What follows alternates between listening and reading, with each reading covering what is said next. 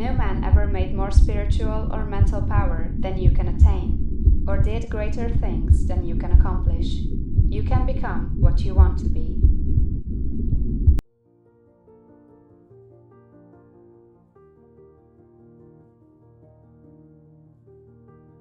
There is a principle of power in every person.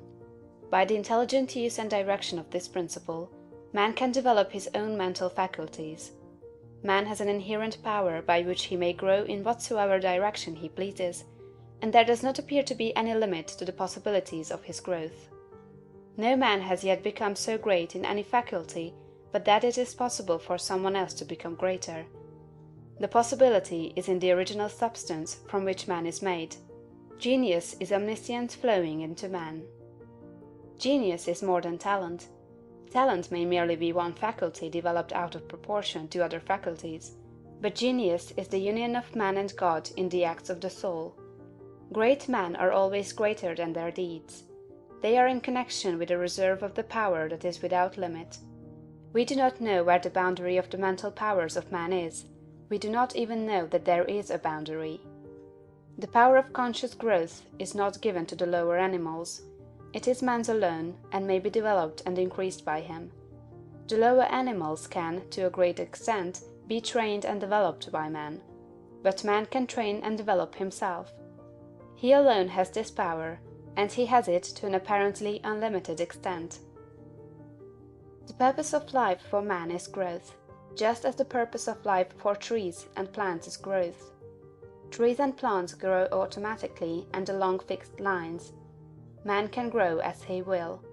Trees and plants can only develop certain possibilities and characteristics.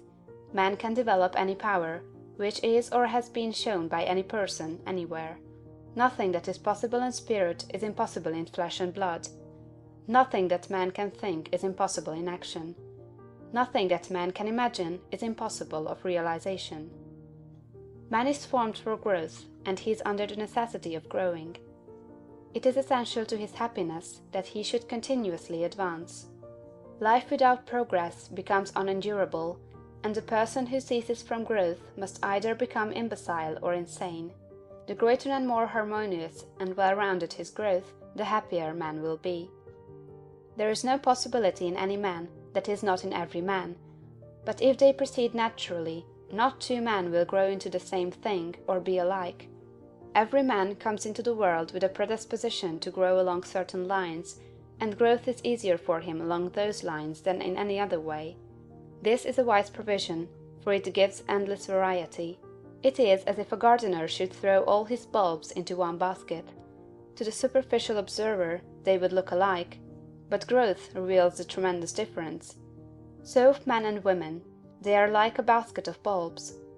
One may be a rose, and add brightness and color to some dark corner of the world. One may be a lily, and teach a lesson of love and purity to every eye that sees. One may be a climbing vine, and hide the rugged outlines of some dark rock. One may be a great oak among whose boughs the birds shall nest and sing, and beneath whose shade the flocks shall rest at noon, but every one will be something worthwhile, something rare, something perfect. There are undreamed of possibilities in the common lives all around us in a large sense. There are no common people. In times of national stress and peril, the cracker-box loafer of the corner store and the village drunkard become heroes and statesmen through the quickening of principle of power within them. There is a genius in every man and woman, waiting to be brought forth. Every village has its great man or woman, someone to whom all go for advice in time of trouble, someone who is instinctively recognized as being great in wisdom and insight. To such a one, the minds of the whole community turn in times of local crisis. He is tacitly recognized as being great. He does small things in a great way. He could do great things as well, if he did but undertake them. So can any man. So can you. The principle of power gives us just what we ask of it. If we only undertake little things, it only gives us power for little things. But if we try to do great things in a great way, it gives us all the power there is. But beware of undertaking great things in a small way. Of that we shall speak farther on. There are two mental attitudes a man may take. One makes him like a football. It has resilience and reacts strongly when force is applied to it, but it originates nothing, it never acts of itself. There is no power within it. Men of this type are controlled by circumstances and environment, their destinies are decided by things external to themselves. The principle of power within them is never really active at all. They never speak or act from within. The other attitude makes man like a flowing spring.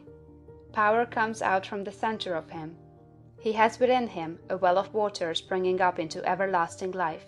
He radiates force, highest felt by his environment. The principle of power in him is in constant action. He is self-active. He hath life in himself. No greater good can come to any man or woman than to become self-active. All the experiences of life are designed by Providence to force men and women into self-activity, to compel them to cease being creatures of circumstances and master their environment. In his lowest stage, man is the child of chance and circumstance and the slave of fear. His acts are all reactions resulting from the impingement upon him of forces in his environment. He acts only as he is acted upon, he originates nothing. But the lowest savage has within him a principle of power sufficient to master all that he fears, and if he learns this and becomes self-active, he becomes as one of the gods. The awakening of the principle of power in man is the real conversion, the passing from death to life. It is when the dead hear the voice of the Son of Man and come forth and live. It is the resurrection and the life. When it is awakened, man becomes a son of the highest, and all power is given to him in heaven and on earth. Nothing was ever in any man that is not in you. No man ever made more spiritual or mental power than you can attain, or did greater things than you can accomplish. You can become what you want to be.